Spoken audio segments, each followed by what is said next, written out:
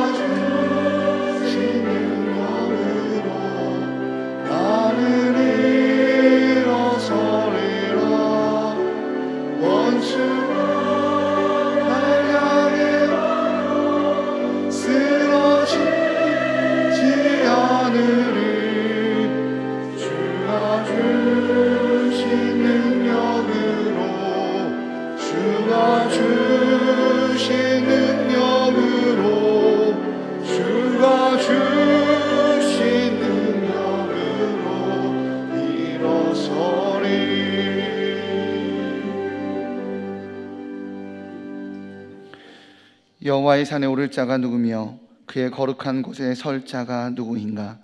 곧 손이 깨끗하며 마음이 청결하며 뜻을 허탄한 데에 두지 아니하며 거짓 맹세하지 아니하는 자로다. 그는 여호와께 복을 받고 구원의 하나님께 의를 얻으리니 이는 여호와를 찾는 족속이요 야곱의 하나님의 얼굴을 구하는 자로다. 아멘. 창조주 하나님, 온 세상 만물이 단비를 기다리는 계절입니다. 하나님을 경배하기 위하여 예배의 자리로 모인 저희도 하나님 아버지께서 내려주실 은혜의 단비, 성령님의 단비를 사모하며 기다리고 있습니다. 마음과 뜻과 정성을 다하여 드리는 이 예배를 기쁘게 흠양하시고 예배하신 말씀의 단비를 우리 심령에 흡족하게 내려 주옵소서.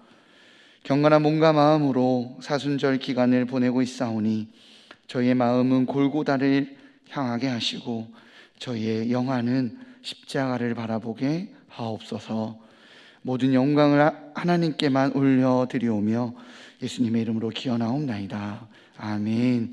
찬송가 16장으로 함께 찬양하시겠습니다.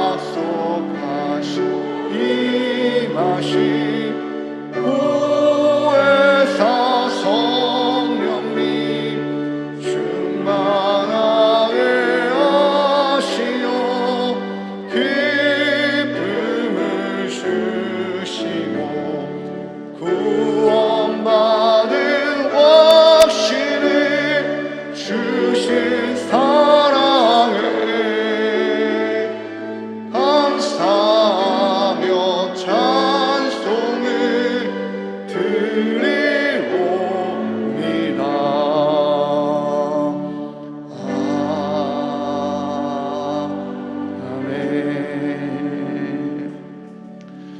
네, 자리에 앉으신 후에 성시를 교독하겠습니다. 성시 교독문은 사순절입니다. 앞에 있는 화면과 주보 1면을 참고해 주시기 바랍니다. 여호와여, 나의 영혼이 주를 우러러 보나이다.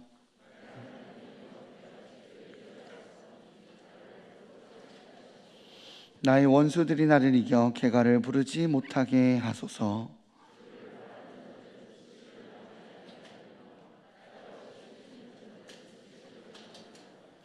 여호와여, 주의 도를 내게 보이시고 주의 길을 내게 가르치소서.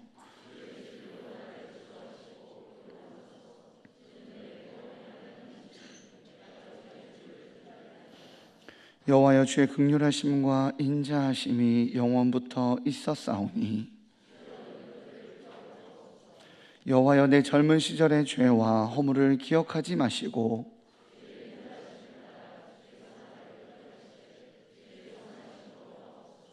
여호와는 선하시고 정직하시니 그러므로 그의 도로 죄인들을 교훈하시리로다.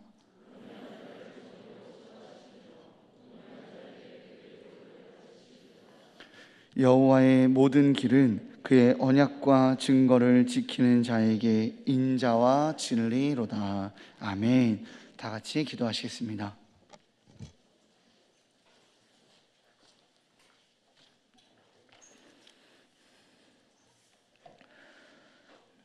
주는 하나님이시니 나를 가르쳐 주의 뜻을 행하게 하소서. 주의 영은 선하시니 나를 공평한 땅에 인도하소서. 사랑의 하나님, 날마다 주의 인자심과 사랑으로 보호하시고 인도하여 주시니 감사를 드립니다. 한갓 미물로 살면서 주를 모르고 살 수 있었던 인생을 만물의 창조주신 사랑의 하나님을 알고 믿고 따르며 높으신 그 이름을 찬양하게 하심을 감사드립니다. 티끌 같은 존재의 우리의 삶입니다. 각자의 능력이 다르고 주어진 시간이 다른데 우리는 그 한계를 모르고 영원할 것처럼 자신들의 울타리에 욕심으로 가득 채웁니다. 주님이 주신 사랑의 교훈은 알아도 지식으로만 알고 실행이 되지 않는 갑속의 칼입니다.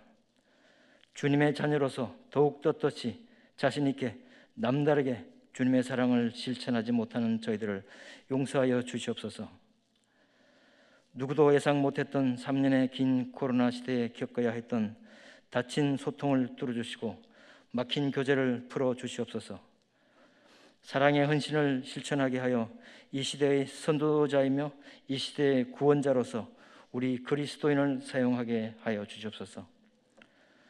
우리나라가 세계 속에서도 괄목할 경제 성장으로 이름을 높인 이 시점에서 내부의 정치 싸움과 국민들 서로의 갈등으로 이 나라가 추락하지 않게 우리나라를 지켜주시옵소서. 서로를 공격하며 비방을 위한 비방으로 불신의 골이 깊어지는 작금의 정치 형태를 고쳐주시옵고 정의가 바로잡히고 서로가 하나 되어 달려온 선진 한국의 모습을 계속 유지하게 인도하여 주시옵소서. 잦은 지진과 기후환경 변화로 고통받는 세계 곳곳의 이재민들의 어려움을 도우시고 모두가 주님의 사랑 안에 거함을 알게 하시어 주님의 존재를 알게 되는 계기가 되게 하여 주시옵소서. 1년 넘게 지속되어 가고 있는 러시아 우크라이나 전쟁도 하루빨리 종식시켜 주셔 세계의 경제에 막힌 담을 허물어 주시옵소서. 그들의 전쟁은 세계 여러 분야에 타격을 주며 늘어나는 희생자들로 보는 이로 하여금 안타까움을 더해갑니다. 주님 고쳐주시옵소서. 교회의 여러 분야에서 봉사하시는 분들께도 함께 하시어 위로와 건강으로 지켜주시옵소서.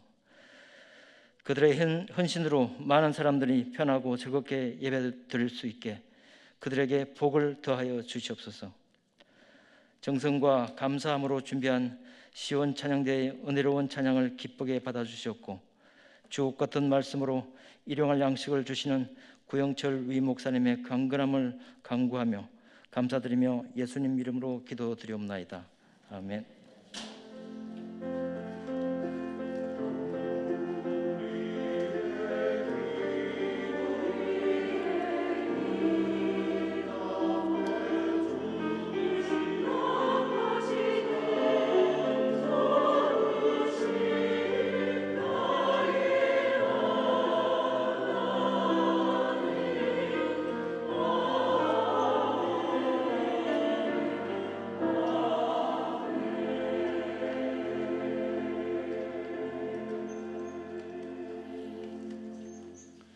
자리에 일어나셔서 마음과 정성을 다해 드린 예물을 우리 하나님께 봉헌하겠습니다.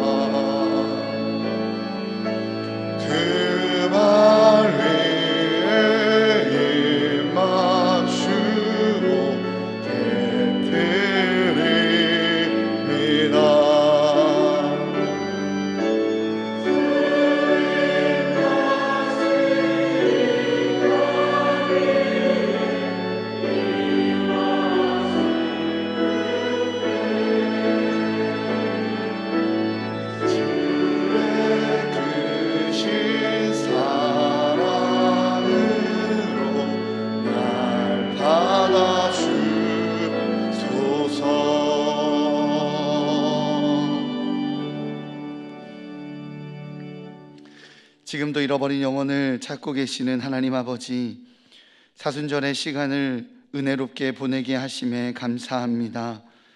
주님 걸어가신 십자가를 따라 믿음의 걸음을 걸어갈 수 있도록 인도하여 주옵소서. 세상의 시련과 저희들의 정욕으로 때론 땅끝에 몰린 것 같은 두려움 가운데 있을 때도 있습니다. 막막한 삶의 무게가 경험되어지기에 오히려 주님만을 찾으며 갈망하는 성도의 삶이 되게 하여 주옵소서. 주님을 찾고자 하는 열망으로 주인 되시는 주님께 믿음의 11조를 드립니다. 책임지시고 돌보시는 하나님을 누리게 하여 주옵소서. 감사함을 찾기 힘겨운 세상이기에 주님만이 감사의 이유가 되심을 고백합니다. 모든 상황 속에서 감사할 수 있는 힘을 허락하여 주옵소서. 이웃과 열방의 주인이 하나님이심을 알기에 구제 헌금과 선교 헌금을 드립니다. 하나님 나라가 확장되게 하여 주옵소서. 다음 세대를 믿음의 세대가 되기를 소망하여 장학 헌금과 지정 헌금을 드립니다. 뿌려진 씨앗 위에 열매 맺으시는 하나님을 목도하게 하여 주옵소서. 공동체의 필요와 열방의 필요를 돌아보며 느헤미야 헌금과 튀르키예 지진 복구를 위한 지정 헌금을 특별히 올려드립니다. 이 땅에서 열방까지 모든 필요를 채우시는 하나님을 바라보게 하여 주옵소서. 이 시간 군에서 수고하는 귀한 자녀들을 주님의 손에 의탁합니다. 눈동자같이 지켜주시어 청년의 때에 하나님을 더 알도록 인도하여 주옵소서. 원치 않는 질병과 싸우는 성도들이 있습니다. 오래된 지병으로 힘겨워하는 성도들에게 주님께서 찾아가 주시고 회복시켜 주옵소서. 가정에서, 직장에서, 해외에서 온라인으로 예배하며 영적인 하나됨 가운데 있는 일산 충신의 가족들이 있습니다. 예배를 통한 은혜를 누릴 수 있도록 동일한 성령의 충만함을 허락하여 주옵소서. 이 모든 말씀 우리를 위해 죽음의 권세에서 건지신 우리 주 예수 그리스도의 이름으로 기도합나이다. 아멘. 자리에 앉으시겠습니다.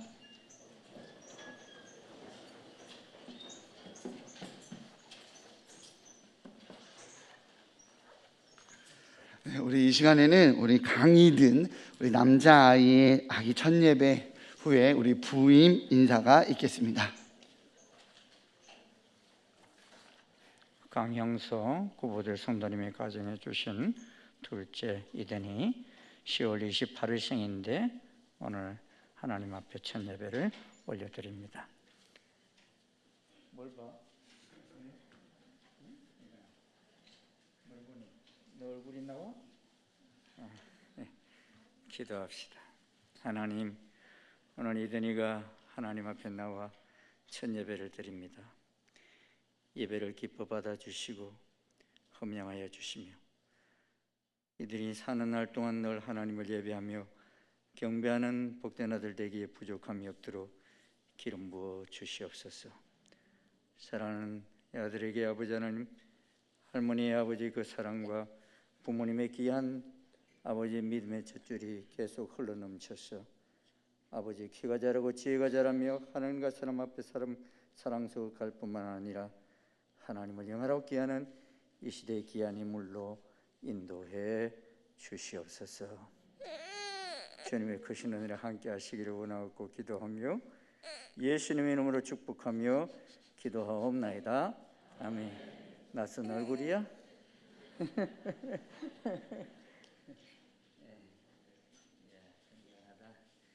우리 이든이 선물하겠습니다. 뒤에 것이네, 뒤에 것이네. 들었어. 우리 청년부 사역을 담당하실 이지왕 전도사님이 오늘 부임해서 여러분에게 인사 나눕니다. 우리 이지왕 전도사님은 다른 주광교회 공원교회에서도 청년부 청소년 담당을 하셨고 또 CCC 선교단체에서 우리 청년 사역을 오랫동안 해오신 또 리더로서 해오신 귀한 분입니다. 대학에서는 우리 중국 언문학을 공부하셨고 지금 서울장신대 장로신학대학 신대원의 1학년에 이번에 입학하십니다. 우리 이지양 전도사님 부자예요. 자녀가 4명이나 됩니다.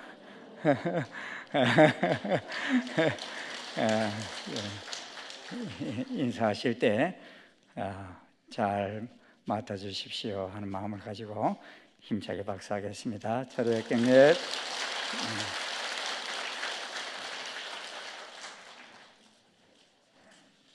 네, 감사합니다. 네, 저희 교회 부임 자격은 자녀 수인 것 같습니다. 네, 감사합니다. 우리 나눔의 시간입니다. 옆에 있는 분들과 십자가를 지고 갑시다 라고 함께 인사하겠습니다. 네, 교회 소식에 대해서 나누도록 하겠습니다. 주보 사면을 참조해 주시고요, PPT 화면을 참고해 주시기 바랍니다. 오늘은 사순절 셋째 주일입니다. 사순절은 제수요일부터 부활절까지 주일을 제외한 40일간의 기간입니다. 사순절 기간 동안 예수님의 고난을 깊이 묵상하며 하나님의 은혜를 체험하시는 시간 되시기 바랍니다. 2023년 사순절을 보내며 복음 PT가 진행 중에 있습니다. 이번 주 수요일에는 복음 PT의 세 번째 영상인 믿음 영상이 발송됩니다. 복음 PT 영상을 보시고 사순절을 복음의 은혜 가운데 보내시기 바랍니다. 3월 추천도서입니다. 복음은 모든 사람에게 복된 소식입니다. 현대인은 모두 불행하지 않습니다. 누군가는 강하고 성숙하며 풍요로움 가운데 행복을 누리며 사는 이들도 있습니다. 연약함과 불행을 채우는 것이 복음이 아닙니다. 부족한 것 하나 없어 보이는 이들에게도 복음은 절대적으로 필요합니다. 풍요의 시대 속에서 우리를 유린하는 각종 유혹에서 벗어나 하나님 나라를 경험하는 이 복음의 가치를 드러내는 이 본도서를 잘 읽어보시고 또 하나님의 은혜가 세상의 풍요를 뛰어넘는 절대적 가치구나를 또 알아가시는 귀한 성도님들 되시기 바랍니다. 새바람 선교바자회가 3월 22일과 24일 이틀간 청소년센터 3층에서 진행이 됩니다. 헌물은 오늘부터 19일까지 모집하고 있습니다. 2층 사무실 앞에서 모집하고 있으니까요, 많은 관심과 참석을 부탁드리겠습니다. 2023년 회계 교육을 진행합니다. 디모데 사용법, 회계 처리 등 감사 지적 사안을 중심으로 진행되는 본 회계 교육에 각 국부 팀장님과 회계 담당자 분들께서는 꼭 참석하셔서 교회의 재정 건전성을 위해 협력해 주시기 바랍니다. 일시는 오늘 오후 1시 30분이고요. 장소는 본관 5층 로뎀나무입니다. 튀르키예 지진 복구를 위한 지정 헌금을 부활절까지 진행합니다. 고통 가운데 신음하는 땅을 위해 마음을 모아주시면 귀하게 전달하도록 하겠습니다. 133 공감다락방의 김경숙 집사의 딸인 최아영 양이 김진휘 군과 3월 18일 토요일 오전 11시 30분에 라마다 서울 신도림 호텔 5층 세인트 그레이스 홀에서 결혼식을 갖습니다. 교회 출발은 9시 30분입니다. 새롭게 출발하는 가정을 축복해 주시기 바랍니다. 새가족 등록 신청을 받습니다. 교회 등록하셔서 행복한 신앙생활 하시기 바랍니다. 등록은 예배 후 2층 나눔의 방에서 해주시기 바랍니다. 네, 오늘 하나님께서 우리에게 허락하신 말씀입니다. 마태복음 20장 1절에서 16절까지입니다. 마태복음 20장 1절에서 16절까지 신약성경 33면에 있습니다. 봉독하도록 하겠습니다. 천국은 마치 품꾼을 얻어 포도원에 들여 보내려고 이른 아침에 나간 집 주인과 같으니 그가 하루 한 데나리온씩 품꾼들과 약속하여 포도원에 들여보내고 또 제3시에 나가보니 장터에 놀고 서 있는 사람들이 또 있는지라 그들에게 이르되 너희도 포도원에 들어가라 내가 너희에게 상당하게 주리라 하니 그들이 가고 제6시와 제9시에 또 나가 그와 같이 하고 제11시에도 나가보니 서 있는 사람들이 또 있는지라 이르되 너희는 어찌하여 종일토록 놀고 여기 서 있느냐 이르되 우리를 품꾼으로 쓰는 이가 없음이니이다 이르되 너희도 포도원에 들어가라 하니라 저물매 포도원 주인이 청지기에게 이르되 품꾼들을 불러 나중 온 자로부터 시작하여 먼저 온 자까지 삭을 주라 하니 제11시에 온 자들이 와서 한 데나리온씩 받거늘 먼저 온 자들이 와서 더 받을 줄 알았더니 그들도 한 데나리온씩 받은지라 받은 후 집주인을 원망하여 이르되 나중 온 이 사람들은 1시간밖에 일하지 아니하였거늘 그들을 종일 수고하며 더위에 견딘 우리와 같게 하였나이다. 주인이 그 중에 한 사람에게 대답하여 이르되 친구여 내가 내게 잘못한 것이 없노라 내가 나와 한 데나리온의 약속을 하지 아니하였느냐 내 것이나 가지고 가라 나중 온 이 사람에게 너와 같이 주는 것이 내 뜻이니라 내 것을 가지고 내 뜻대로 할 것이 아니냐 내가 선함으로 내가 악하게 보느냐 이와 같이 나중된 자로서 먼저 되고 먼저 된 자로서 나중되리라. 아멘. 네, 시온찬양대 찬양 읽겠습니다.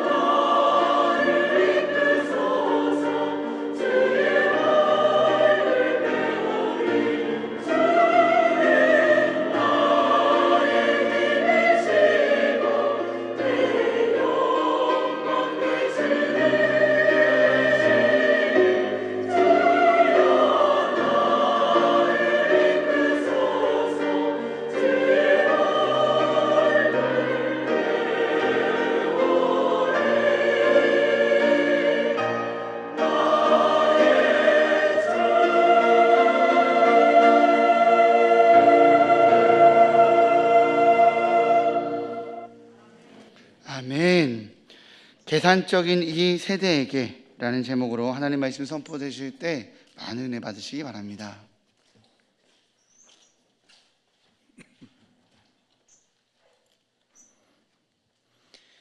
요즘 당근마켓이 참 유명한 것 같아요. 지난번에 오신 부원 강사님 김혜근 교수님도 당근마켓에서 팔리는 본인 저서 이야기를 하셨지요. 그 이야기를 듣고 실제로 당근마켓에서 검색해 보았다는 성도님의 이야기도 듣습니다. 당근마켓에서 싸게 중고 물건을 사고 팔다 보니 많은 일들이 생깁니다. 누군가는 치킨 기프트콘을 사려고 하면서 이렇게 이야기합니다. 바코드를 먼저 보여주시면 안 되겠습니까? 그러니까 아니 그러면 사용할 수 있잖아요. 네, 그래서 먼저 먹어보고 치킨 맛이 있으면 돈을 지불하려고요. 이렇게 응답한 글도 있습니다. 사람들이 상당히 계산적이지요. 내가 손해보는 것을 어려워합니다. 계산적인 것이 당연한 시대입니다. 그렇지 않으면 오히려 이상합니다. 오늘 예수님의 비유는 어떻게 보면 이상할 수 있습니다. 계산적인 사람들의 생각에는 부딪힐 수 있습니다. 오늘 본문은 포도원 품꾼의 비유라고 말합니다. 독특하게 마태복음에만 있는 비유이고 논란이 많은 비유입니다. 왜 그러냐면 해석과 방향이 다양하기 때문입니다. 그리고 결국 이 비유로 이야기하고자 하는 말이 무엇인지에 대해서 학자들마다 의견이 분분합니다. 그럼에도 불구하고 이 비유를 이야기하는 찬사가 많습니다. 현대적 비유 해석의 선구자라고 불리는 율리허는 이 하나의 비유 속에 복음의 진수가 녹아 있다라고 말합니다.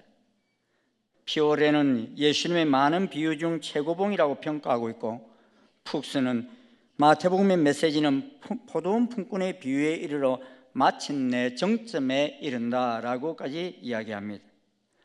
모순과 역설 그리고 이해되지 않는 많은 부분이 많은 오늘 이 본문으로 초대하는 하나님의 초대로 우리 들어가 보기를 원합니다.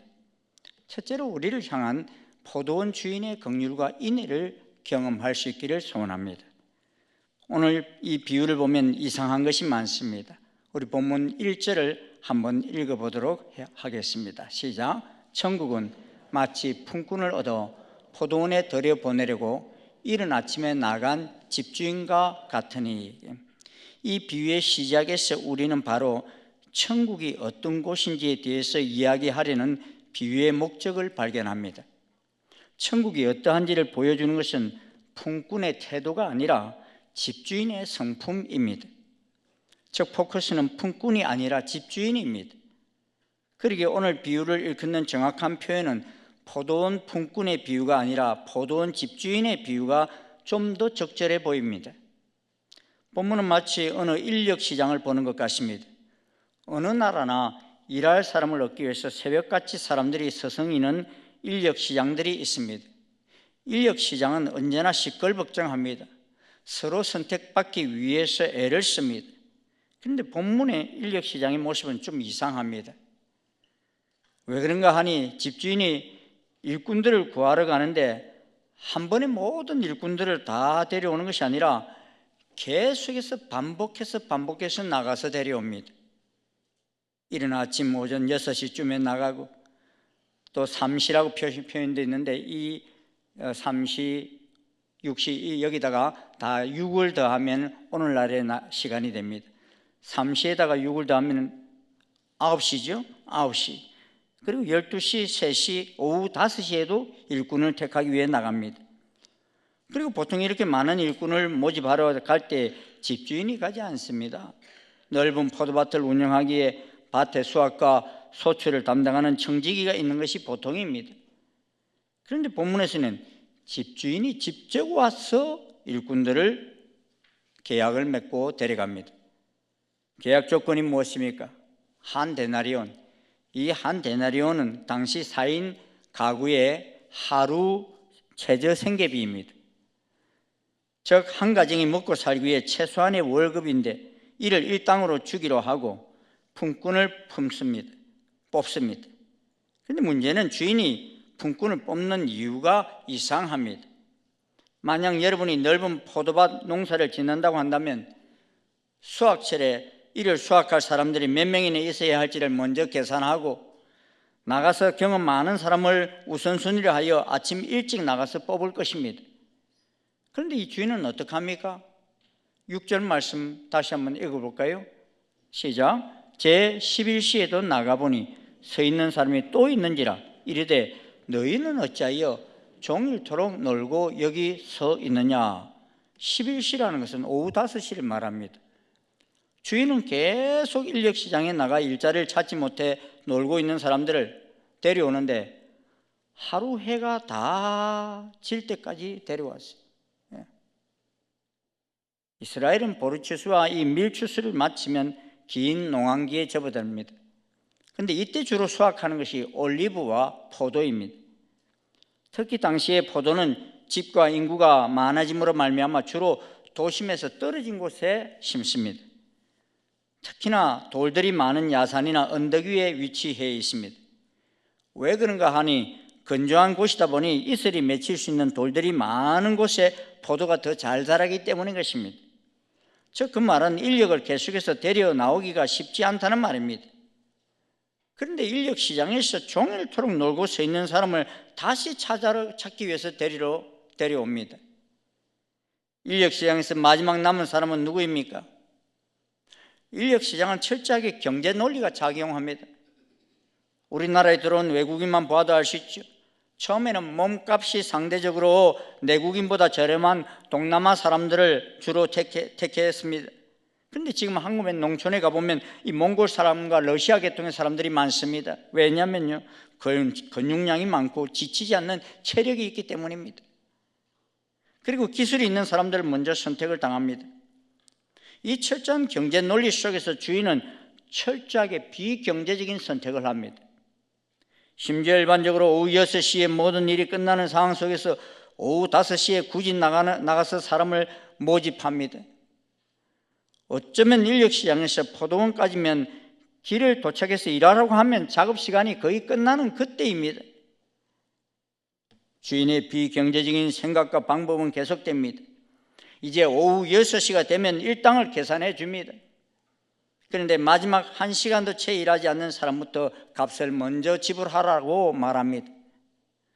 당시 탈무드의 전신인 토세푸타에서는 이런 상황에서 적용되는 여러 가지 법칙을 이야기합니다. 그 중에 하나가 무엇인가 하면은 일한 시간을 계산해서 차등해서 임금을 지급할 수 있다라고 되어 있습니다. 얼마나 경제적이고 효율적입니까? 그런데 이 비효율적인 주인은 어떻게 돈을 줍니까? 9절 말씀입니다. 제11시에 온 자들이 와서 한 데나리온을 받거늘. 제일 늦게 온 사람이 제일 먼저 한 데나리온을 받았다는 거예요. 다른 사람들은 다 놀랐을 거예요. 아침 6시부터 온 사람, 야, 나는 오늘 12시간 일했으니까 그럼 12데나리온을 받는 거야? 이런 생각 속에서 행복한 상상을 하기 시작했을 것입니다. 그런데 혼자 행복해 하였지만 그 꿈은 곧 깨어졌습니다. 그들도 똑같이 한 데나리온을 받았기 때문입니다. 그래서 그들이 말합니다. 12절입니다. 나중에 온 이 사람들은 1시간밖에 일하지 않아야 할거늘 그들을 종일 수고하여 더위에 견딘 우리와 같게 하였나이까. 이들의 말이 여러분은 어떻게 들립니까? 나름 합리적이지 않습니까? 여기서 더위는 그냥 일반적으로 덥다는 이런 더위가 아닙니다. 이스라엘 가보시면요, 이 더울 때 얼마나 더운지 매우 건조하고 뜨거운 모래바람들. 저도 이때 한번 갔다가요, 2개월간을 계획해서 갔다가 3주 만에 돌아왔던 적이 있어요. 왜? 너무 힘들어가지고 이 모래바람들이 부는 것들. 그것을 샤라브라고 하는데 사막의 열풍이라고 말합니다. 아주 힘들고 괴로울 때입니다. 지나가면 먼지가 자욱해지고 특히 천식 환자에게는 고역입니다. 이 샤라브가 얼마나 고역인지 토세푸타에서는 샤라브의 악조건에서 일하면 특별 수당을 주는 사례도 기록되어 있습니다. 이들은 특별 수당을 요구하고 있습니다. 나름 고개가 끄덕여지지 않습니까? 일찍 온 사람들이 말에 지금까지 비합리적으로 임금을 지불했던 주인이 갑자기 합리적으로 말합니다. 13절, 14절 말씀입니다. 같이 한번 읽어볼까요? 시작. 주인이 그 종의 한 사람에게 대답하여 이르되 친구여, 내가 너와 잘못한 것이 없노라. 네가 나와 한 데나리온 약속을 하지 아니하였느냐? 내 것이나 가지고 가라. 나중에 온 이 사람에게 너와 같이 주는 것이 내 뜻이니라. 내가 계약을 한 데나리온 주겠다고 하지 않았냐는 것입니다. 주인과 문전자의 계약에는 문제가 없다는 것입니다. 문제가 무엇입니까? 주인의 긍휼과 인애입니다. 주인은 무슨 잘못을 했습니까? 주인은 생각합니다. 당시 하루 벌어서 하루 먹고 살아야 하는 품꾼들의 삶을 생각했습니다. 이 품꾼들은 당시 이스라엘의 빈곤층이 대부분입니다.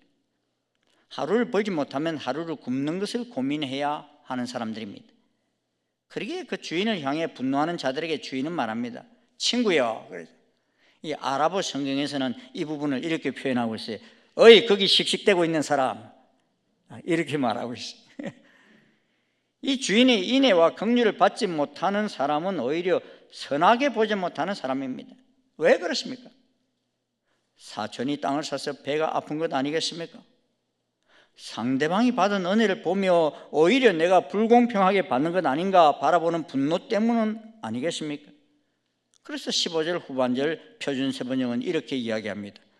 내가 후하기 때문에 그것이 당신 눈에 거슬리요?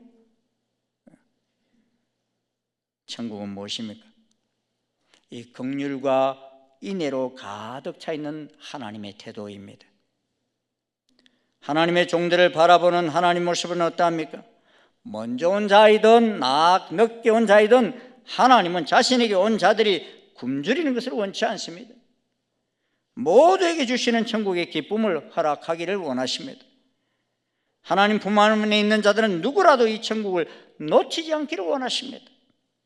그렇게 집주인은 멀고 먼 인력시장으로 나갑니다. 그리고 3시간 뒤에 또 3시간 뒤에 나아갔습니다.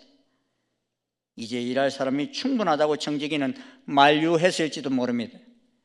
그렇지만 집주인에게는 여전히 인력시장에서 먹고 살 것을 걱정하는 그 한 사람을 찾아 아버지의 긍휼과 인애를 얻게 하려 하십니다. 우리도 그렇지 않습니까? 우리는 때로 착각합니다.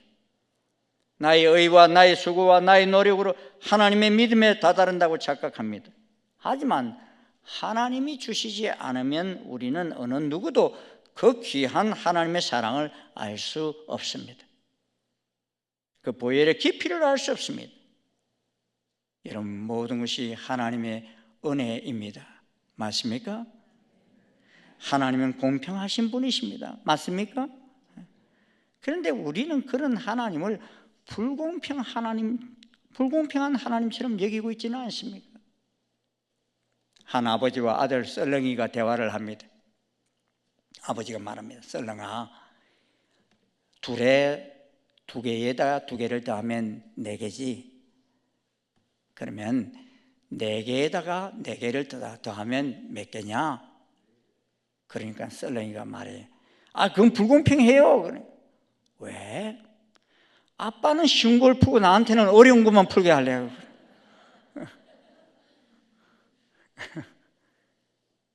이것이 우리의 마음 아닙니까?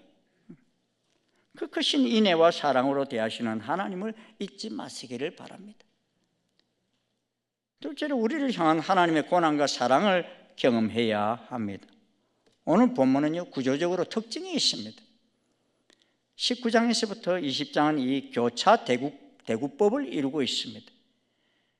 가운데 이 비유를 중심으로 해서 앞에 보면요, 이혼과 어린이 축복, 또 부자 청년의 이야기가 나옵니다. 그리고 비유를 지나 예수 그리스도의 순환과 높은 곳에 서려는 제자들의 모습도 나옵니다. 그러면서 우리는 재미있게 반복되는 구절을 보게 됩니다. 19장 30절에 이렇게 끝냅니다. 그러나 먼저 된 자로서 나중되고 나중된 자로서 먼저 될 자가 많으니라 그랬습니다. 이 말은 가볍게 영생을 얻으려 온 부자 청년이 모든 것을 버려두고 나를 따르라 말하는 예수님의 음성에 무겁게 영생을 포기하고 돌았을 때 나옵니다. 그런데 그렇게 돌아가는 그 부자 청년을 보면서 제자들은 무슨 생각을 했겠어요? 야, 우리는 모든 것을 다 버려두고 왔으니까 얼마나 많이 받을까? 이런 생각을 했던 것이죠. 이 흥분을 참지 못한 베드로가 27절에 묻습니다. 이에 베드로가 대답하여 이르되 보소서, 우리가 모든 것을 버려두고 주를 따라 싸우니 그런즉 우리가 무엇을 얻으리까? 그랬습니다. 마치 새벽 6시에 온 사람이 많이 받을 것처럼 기대했던 그런 표현을 하고 있죠.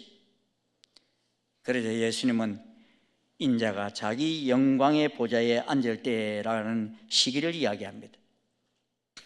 심지어 부모와 자식, 전토를 벌인 자는 여러 배, 또 영생까지 상속받는다고 했습니다. 여기서 예수님과 제자들의 의견 차이가 갈립니다. 제자들이 생각하는 인자가 자기 영광의 보좌에 앉을 때, 이때가 언제입니까? 그들은 이미 예루살렘에 들어감으로 이 영광이 올 것이다 생각했습니다. 이제 예루살렘 가면 예수님이 왕이 되셔가지고 그 영광스러운 자리에 앉게 될 거다, 이런 생각을 갖습니다. 그들 스스로 받을 돈과 재물이 무엇인지 생각했을 수도 있습니다. 아내를 집에 두고 예수님을 따라온 베드로는 흥분했을 것입니다. 이들의 흥분이 얼마나 컸던지 20장에서 예수님이 죽음과 부활을 세 번째로 이야기했으면서도 죽음과 부활에 대해서는 귀에 들어오지를 않아요. 그 다음 이어지는 이야기를 보십시오. 세베대의 어머니가 그런 이야기를 해요. 우리 두 아들, 주의 나라에서 하나는 주의 우편에, 하나는 주의 좌편에 앉게 해주세요. 이게 무슨 말입니까? 예루살렘에 들어가셔서 예수님이 왕이 되시면 하나는 좌의정, 하나는 우의정 앉혀주세요, 이 말인 거예요. 이제 곧 예수님이 자기 영광의 보좌에 앉을 때가 다가왔다고 생각했던 것입니다. 그래서 이 마음 급한 세베대의 어머니가 치맛바람을 막 날려가면서 예수님께 간청까지 하죠. 이런 분위기 속에서 예수님은 이 비유를 말하며 이렇게 마무리합니다. 20장 16절입니다.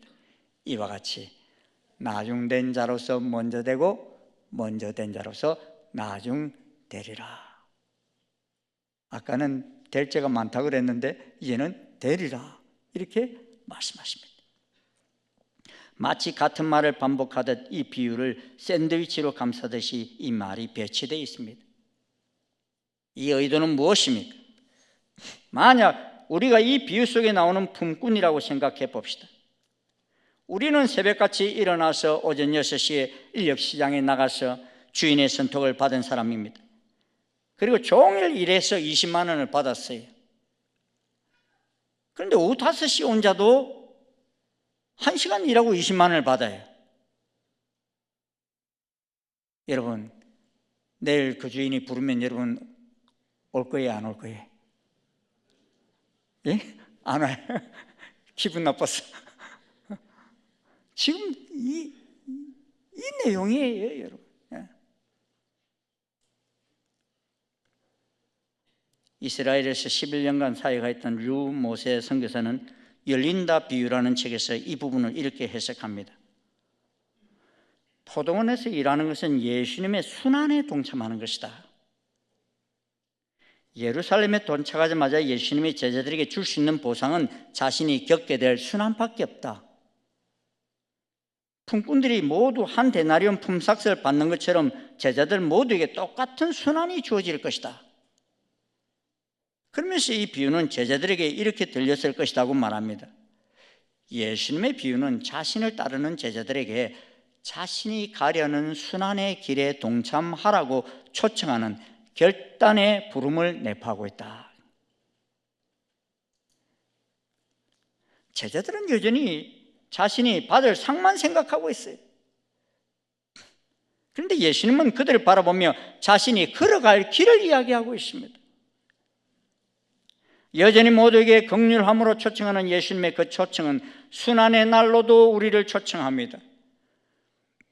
그리고 그 순환 이후 예수님의 부활과 성천, 그리고 다시 오시는 최후의 승리가 예정되어 있습니다. 그러하기에 나중된 자로서 먼저 되고 먼저 된 자로서 나중되리라. 이 예수님의 말씀은 고난을 따라 십자가의 길에 함께 서는 자들에게 허락되는 말입니다.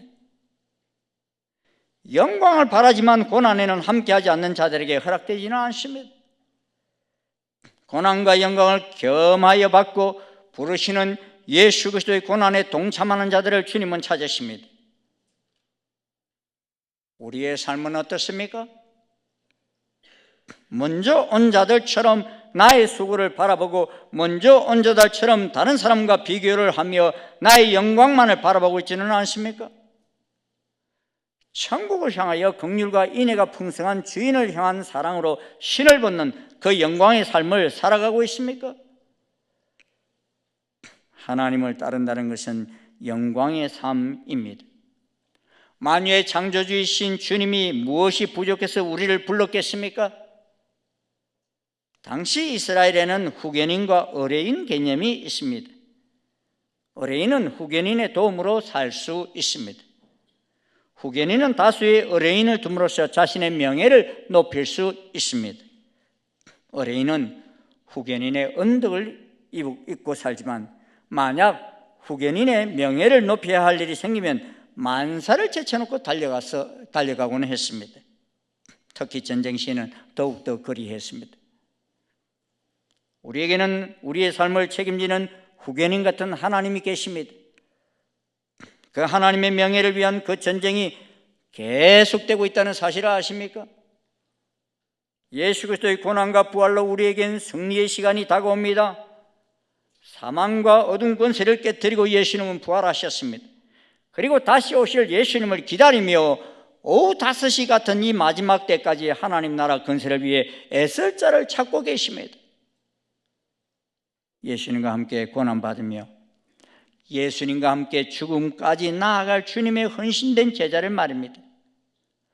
모두가 영광만 생각할 때 예수님은 앞에 놓인 고난과 십자가를 바라봅니다. 그 십자가를 향해 함께 가자고 말씀하십니다. 우리에게 주어진 자기 십자가를 지고 주님과 함께 동행하자고 말씀하십니다. 계산되지 않는 무한한 사랑을 주신 예수 그리스도 따라가시겠습니까? 하나님의 계산법은 참 이상합니다. 5에서 1을 더하면 7이 아닙니까? 그런데 하나님은 5에서 1을 더해서 5천 플러스 알파가 되게 하십니다. 보리떡 5개와 물고기 2마리로 5천 명이 넘는 사람이 먹고도 남게 하셨습니다. 무한되신 하나님이 보잘것없는 인간을 위해 그 모든 것을 다 포기하십니다. 여러분, 우리 하나님은 실수가 없으십니다.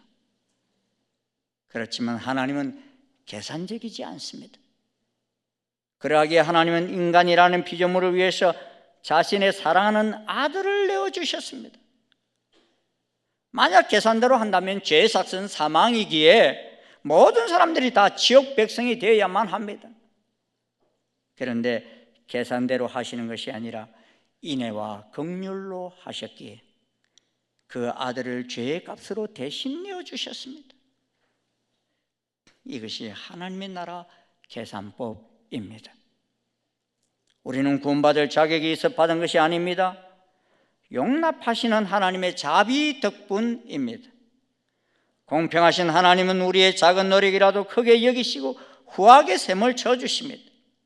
하나님은 율법이 아닌 은혜로 다루시는 공평하신 하나님이십니다. 그것을 깨닫지 못한다면 시간의 양으로, 봉사의 양으로 공평하신 하나님을 대적하며 불평과 원망을 앞세우게 될 것입니다.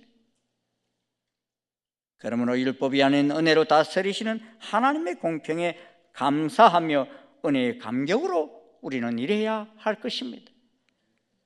공적과 보상에 익숙하게 되면 의무적 섬김이 되고 일터는 결국 싸움판이 되고 말 것입니다.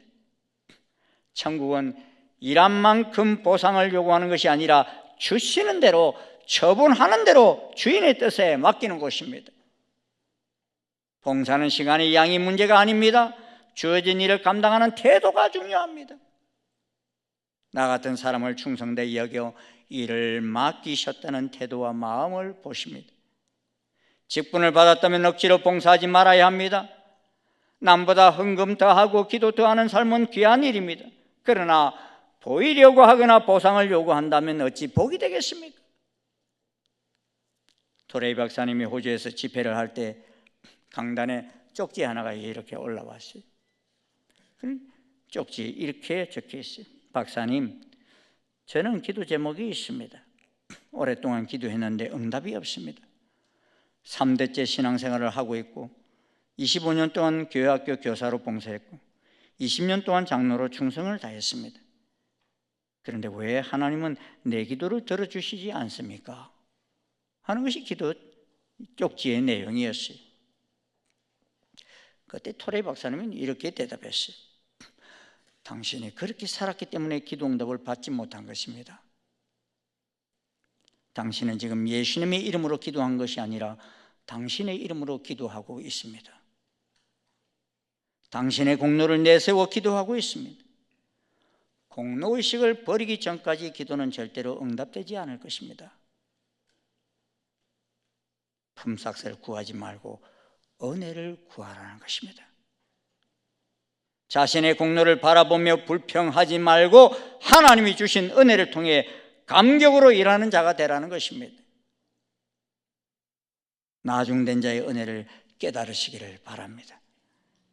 자격을 보지 않고 불러주신 은혜에 감사해야 합니다. 능력을 보지 않고 일을 맡기신 은혜도 깨달아야 합니다.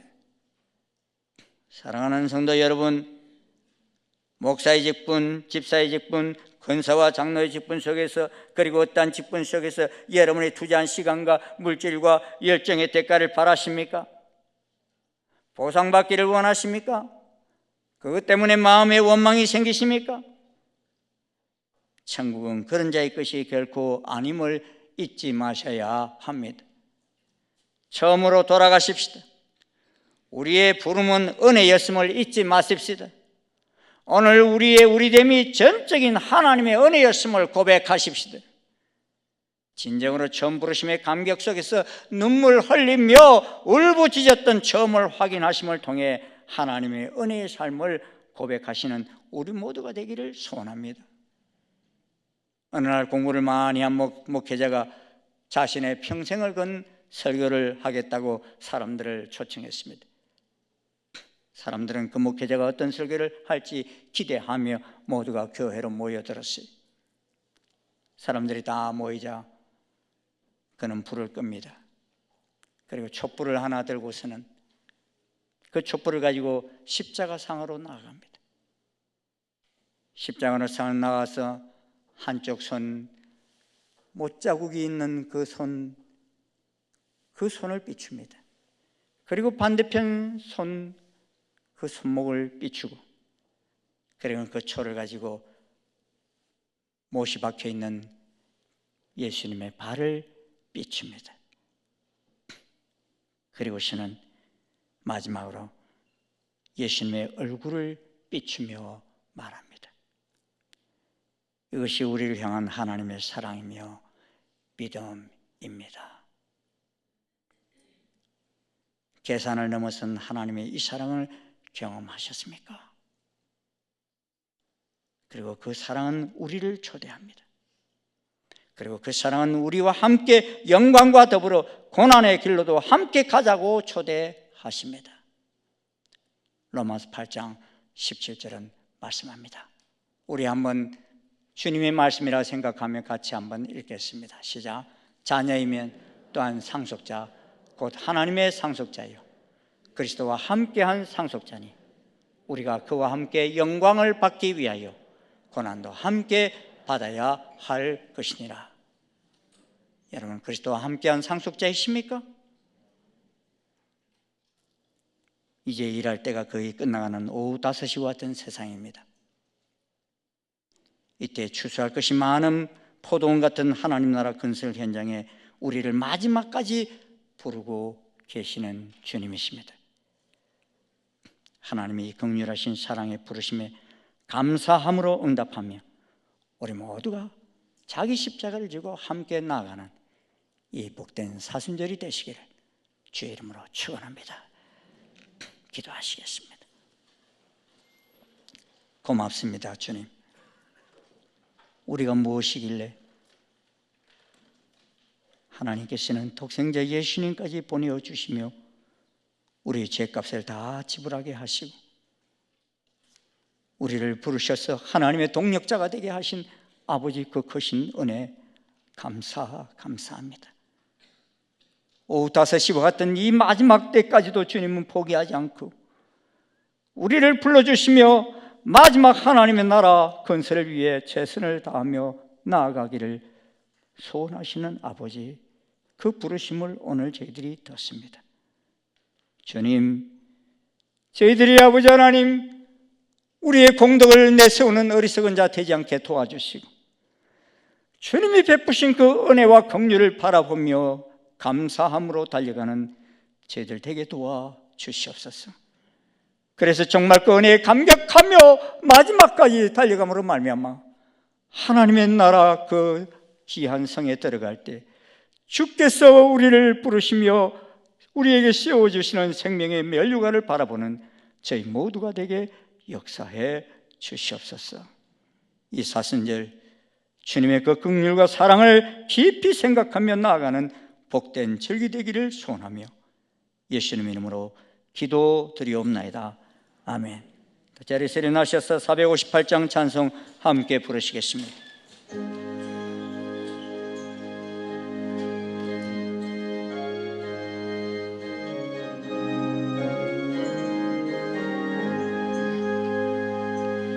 너의 마음의 슬픔이 가득할 때 주가 위로해 주시리라. 내가 집에 나는 마음으로 너 십자가 지고 가라. 참 기쁜 마음으로 십자가 지고 가라. 내가 기쁘게 십자가 지고 가면 슬픈 마음이 위로받네. 때를 따라서 주시는 은혜로서 강한 심령의 힘을 얻고 주가 언약한 말씀을 기억하고 너 십자가 지고 가라. 참 기쁜 마음으로 십자가 지고 가라.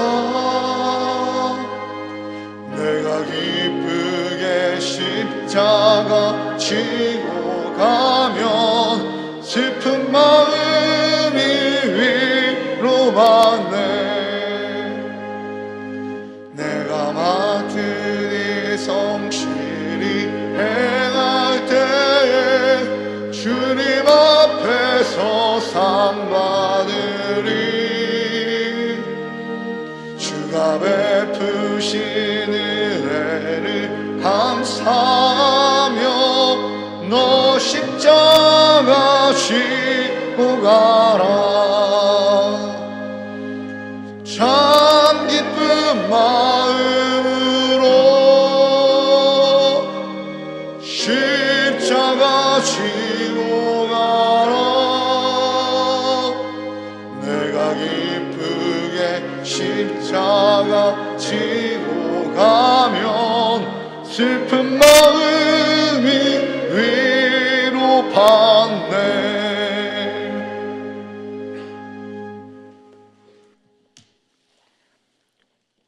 예수 그리스도의 은혜와 하나님 아버지의 지극하신 사랑과 성령님의 교통 역사 인도하심이 자신의 공로가 아닌 오후 5시에 우리를 부르신 하나님의 그 크신 사랑과 긍휼을 생각하며 마지막까지 자기 십자가를 지고 주를 따라가기를 소원한 아버지 모든 주의 자녀들 머리 위에 그 발걸음 위에 지금부터 영원토록 함께 하옵시기를 간절히 축원하옵나이다. 아멘.